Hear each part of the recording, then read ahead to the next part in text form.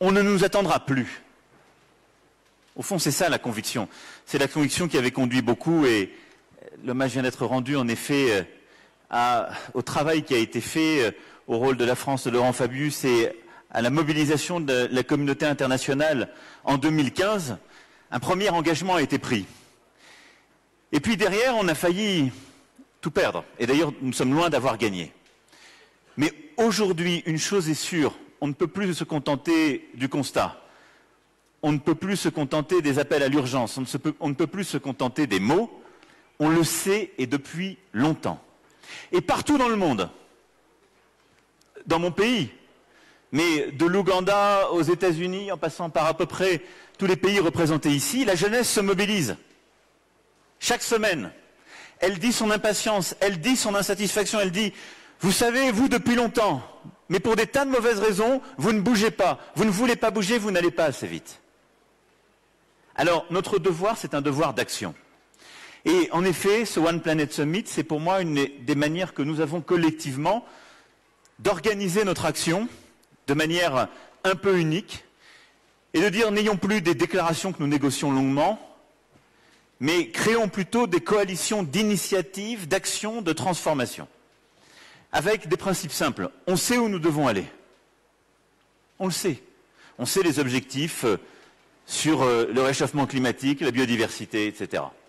On a besoin de transparence, on a besoin de mobilisation, d'engagement des acteurs publics et privés, de financement et de responsabilité. Et donc, ce que nous avons fait aujourd'hui, comme ce qui a été fait à Paris et New York, c'est précisément de mobiliser tout le monde autour de ces objectifs. Et je remercie à cet égard les scientifiques, les gouvernements, les ONG, les bailleurs internationaux, les entreprises, les financeurs qui se sont ainsi mobilisés. Alors, ce que je retiens de ce troisième One Planet Summit, c'est d'abord, et les sessions de cet après-midi permettront de rentrer dans le détail, plus d'une trentaine de plans d'action qui sont en train d'avancer de manière très concrète. Des océans, à la lutte contre le plastique, à la mobilisation des financements. On a commencé à faire bouger beaucoup de choses, à mobiliser des gens qui regardaient ces sujets parfois de très loin. La deuxième chose, et on l'a vu à l'instant, c'est le fait que l'Afrique est au cœur de cette mobilisation. Et l'Africa Pledge, ce que nous avons vu aujourd'hui, c'est cette volonté de nous mobiliser tous collectivement pour dire l'Afrique a sa solution. Avec ses scientifiques, ses entreprises, ses investisseurs, ses gouvernements, ses entrepreneurs, ses agriculteurs, ses femmes, sa jeunesse. Et la collectivité internationale doit être à ses côtés et à s'engager. Avec, on l'a vu, deux priorités. L'une, où on a les premiers résultats et au fond, ce qui était impensable est perceptible, c'est le renouvelable, et en particulier tout ce qu'on a pu voir sur le solaire. La deuxième qu'on lance aujourd'hui, et on est loin du résultat, c'est la déforestation. Alors sur le renouvelable, et en particulier justement tout ce qui est fait sur le solaire, ça a été parfaitement dit tout à l'heure, et magnifiquement dit. Au fond, le défi que l'Afrique nous lance, et que nous avons à réussir ensemble, c'est de dire collectivement, est-ce que pour apporter l'énergie, la lumière dans tous les villages d'Afrique, il faut répliquer le modèle qu'on a développé en Europe, aux États-Unis ou en Asie il y a 20, 30 ou 40 ans? La réponse est non. Non. Et donc, tous ceux qui expliquent qu'il faut faire des grands réseaux centralisés, construire des formidables centrales à charbon, construire un modèle basé sur le fossile, vous mentent, ont tort et sont en train de vous conduire vers le pire. Ce ne sont pas les bons investissements pour le modèle d'énergie en Afrique. Le bon modèle, et je le dis ici à Nairobi, c'est le modèle que vous avez réussi à développer, Président. 75% de l'électricité, elle est basée sur le renouvelable, ici, au Kenya. La géothermie,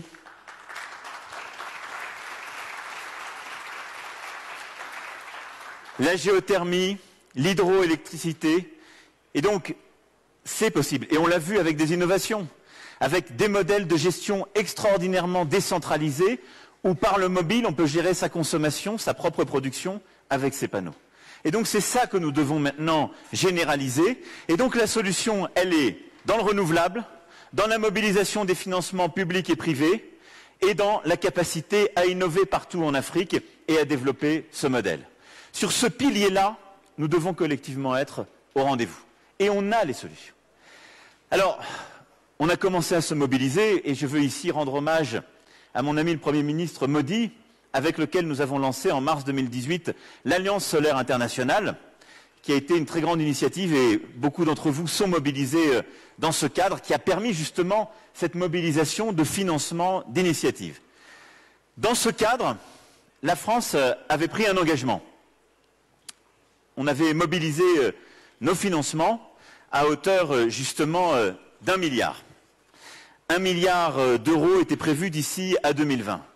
Et je voulais ici prendre moi aussi ma part des engagements en disant que nous porterons cet engagement à 1,5 milliard d'euros d'ici justement à la fin de mon mandat pour compléter ce qui avait été annoncé en mars 2018 à Delhi.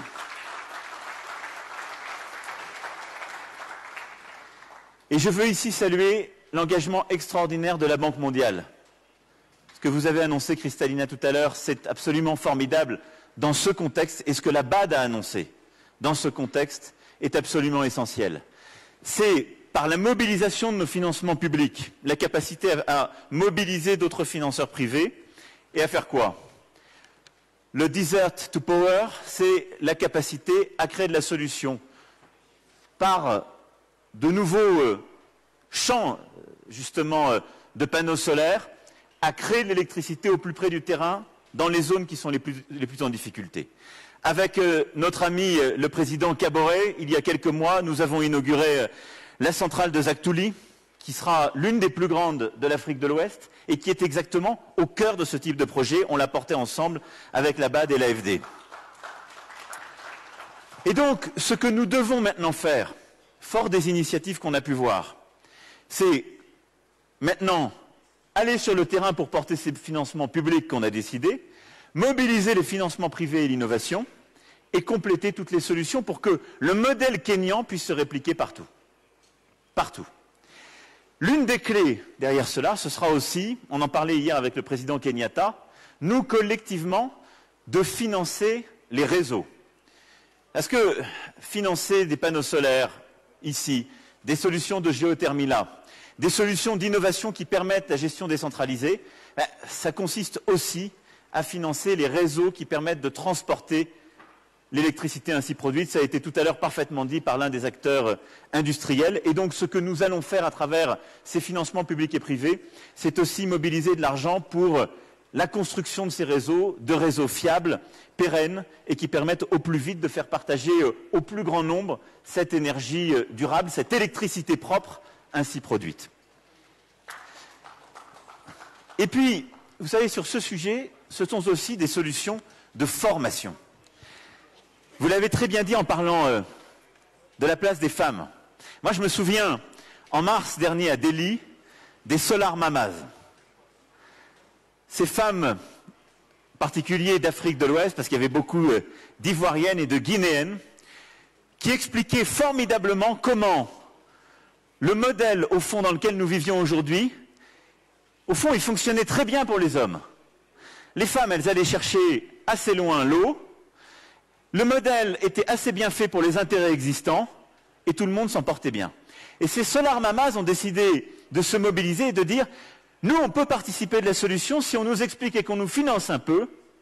Eh bien, on peut apporter une part de la production d'électricité au village et donc une part des solutions collectives. » Eh bien, avec l'Agence française de développement, on a concentré une partie de ces financements sur ces Solar Mamas. Certaines sont ici dans la salle. Et on a permis justement de développer dans plusieurs villages africains ces solutions concrètes où on a à la fois la production d'énergie propre, de l'émancipation des femmes, de l'entrepreneuriat féminin et la construction de solutions durables sur le terrain. C'est ça, la solution climatique. C'est ça, pour moi, l'Africa Pledge.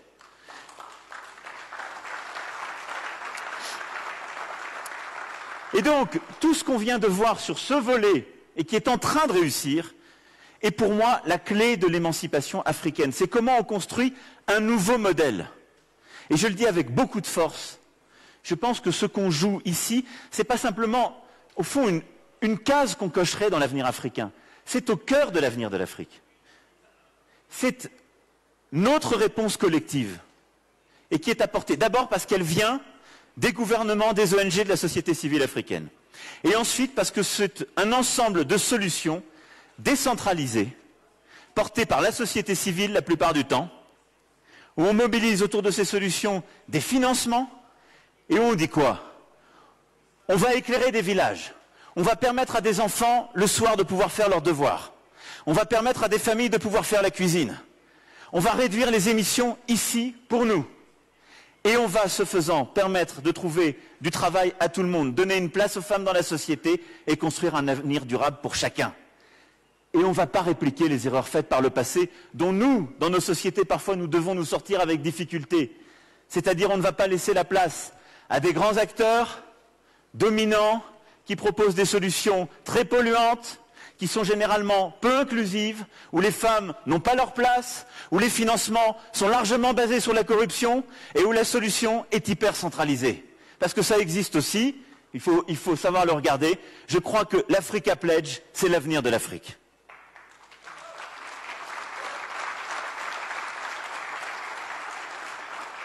Et puis, le deuxième engagement que je retiens d'aujourd'hui, c'est la déforestation. Et là-dessus, nous ne sommes collectivement pas au rendez-vous. Et c'est pourquoi ce qu'a lancé le président Kenyatta et ce que les présidents du Congo et de Madagascar ont repris ici et plusieurs autres dans cette salle, cet appel à la mobilisation pour justement lutter contre la déforestation est absolument essentiel. Et je veux vous en remercier. On est d'ailleurs ici, je dirais, dans l'exemple même de ce que cette lutte historique que certaines grandes figures du Kenya ont su lancer, a pu donner.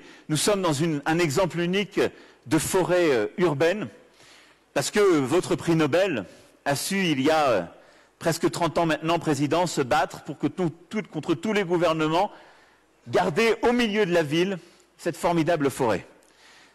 Maintenant, non seulement on doit se battre pour les garder, et on peut l'applaudir parce qu'elle a eu un rôle essentiel. Maintenant, on doit se battre non seulement pour les garder là où elles existent encore, et ce sera tout le combat du président Tshisekedi, entre autres, mais il faut reconquérir du terrain, replanter. Vous l'avez dit, président Rajoelina. Et donc, là-dessus aussi, nous devons mobiliser les financements publics, privés, et je veux saluer ici les appels qui ont été faits. La France prendra aussi toute sa part dans cet engagement, avec la création d'une facilité pour la biodiversité de 10 millions d'euros pour accompagner les pays qui le souhaitent dans la définition et la stratégie de leur contribution nationale. Et nous serons donc là aussi au rendez-vous de cette action.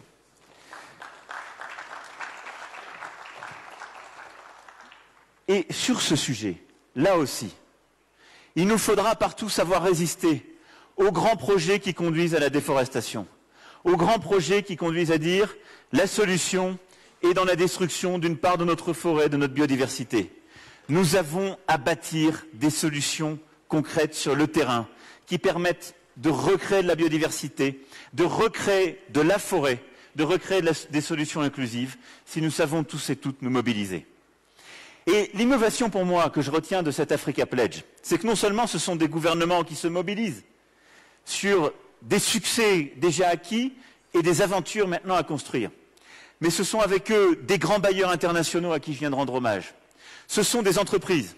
Et ici, je parle évidemment au nom de la France et je veux remercier les entreprises françaises qui étaient ici présentes, qui se sont mobilisées par leur action concrète sur le terrain, leur participation à la reforestation, leur participation, comme ça a été très bien dit par M. Lévy ou Faber, par exemple, dans les solutions concrètes avec des partenaires africains. C'est aussi comment on crée de la coopération décentralisée. Le R20 va travailler avec justement les régions africaines les plus innovantes et a construit une coalition. Et donc on a des régions qui sont en train de construire des solutions concrètes. Madame le maire nous expliquait tout à l'heure ce qu'elle est en train de faire avec le C40. Et donc partout les choses avancent. Notre responsabilité collective, c'est de les mettre en valeur, c'est de leur permettre d'accélérer. Et puis, et je conclurai là-dessus, c'est de faire maintenant deux choses. À chaque fois que nous nous réunissons, prendre de nouveaux engagements et nous assurer que les engagements passés sont suivis des faits. C'est ce que nous faisons aujourd'hui et que nous allons continuer à faire. et que ça va directement sur le terrain, pour les gens, et que ça construit des solutions. Et la deuxième, c'est avoir enfin conscience que la seule réponse que nous pouvons apporter à notre jeunesse aujourd'hui, et parfois elle peut prendre du temps, parfois elle peut conduire à bousculer beaucoup d'habitudes. La meilleure réponse, ce ne sont pas des mots, ce sont des actions. Mais ces actions, ce ne sont pas des actions périphériques, où ce serait en quelque sorte, pardonnez-moi cet anglicisme, mais les usual suspects. C'est de bien comprendre que ce que nous sommes en train de faire, c'est de construire un modèle nouveau. Ce que nous sommes collectivement en train de faire ici, et dans tous les pays qui sont engagés dans cette aventure. Ce n'est pas de dire, je dois cocher une case symbolique pour le climat, prendre une loi pour faire ceci, décider ceci ou cela parce que beaucoup l'ont dit. Moi, je n'y crois pas simplement à ça. Ce n'est pas une case à part, le climat. Ce n'est pas non plus se dire tout est fini, ces sommets ne servent plus à rien. Moi, je ne crois ni au camp des désespérés, ni au camp des cyniques, qui eux disent on va continuer à faire comme avant. Nous faisons partie du camp des déterminés. On doit changer en profondeur notre modèle. En profondeur. C'est-à-dire remettre au cœur de l'économie de marché la place de l'environnement, remettre au cœur de chacun de nos investissements et des choix d'entreprise la part de la biodiversité, du développement durable, de la lutte contre les émissions, mettre au cœur de chaque choix d'investissement des gouvernements, des entreprises, des investisseurs, la lutte contre le réchauffement climatique, la lutte pour la biodiversité, qui sont deux piliers indispensables. Remettre au cœur des choix de nos pays, de nos régions, de nos villes, cette entreprise. Parce que ce combat, c'est celui contre le réchauffement climatique, pour la biodiversité, mais aussi pour l'inclusion, pour des sociétés plus justes, pour des vraies sociétés de l'égalité femmes-hommes, pour des vraies sociétés qui permettent à chacune et chacun d'avoir leur place. C'est juste cela, ce que nous sommes en train de faire. Moi, j'y prendrai toute ma part. Et notre jeunesse nous dit simplement une chose, vous n'allez pas assez vite. Alors je veux, ici, cet après-midi, solennellement à Nairobi, remercier cette jeunesse partout dans le monde. Elle a raison de nous dire cela. Elle a raison de s'impatienter, parce que nous n'avons que trop tardé. Alors nous tous, à chaque fois que nous nous voyons, nous devons simplement faire une chose, aller plus loin, prendre de nouveaux engagements et ne rien céder aux tenants des modèles passés, ne rien céder à l'obscurantisme, ne rien céder à des modèles qui ne laissent plus leur place à ce combat qui est aujourd'hui le nôtre. Et l'Afrique est au cœur de ce combat. Et donc merci pour ce One Planet Summit en Afrique. Merci Président Kenyatta pour cet Africa Pledge aujourd'hui. Et merci à toutes et tous. Merci Amina, merci Kristalina pour le code leadership.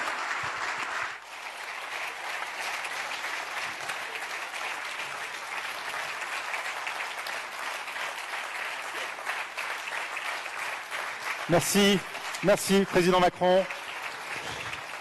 Merci Amina Mohamed. C'est maintenant la fin de cette session exceptionnelle. Merci au Kenya et au Président Kenyatta pour cet accueil. And as you say in Swahili, asante sana Rais Kenyatta na Wakenya kwa kutukaribisha hapa nyumbani. Et merci, et un grand merci également à nos téléspectateurs à travers le monde qui nous ont suivis sur France 24. C'est maintenant la fin de cette high session. Merci encore. Un grand merci. Merci à vous, Président. Merci beaucoup, Madame la Secrétaire Générale. Mesdames et Messieurs, nous vous demandons de bien vouloir rester assis pour permettre aux chefs d'État et de gouvernement de rejoindre la cérémonie officielle de l'ouverture de l'ANUE. Ladies and gentlemen, please remain seated to allow heads of states and governments to proceed to the office. Les problèmes de nos populations. Merci. Monsieur Levy, final thought, final word. Monsieur Lévy, conclusion. Oui, très rapidement, j'entends qu'il nous faut requested to proceed to the UNEA Plenary Assembly for the official opening ceremony. Le One Planet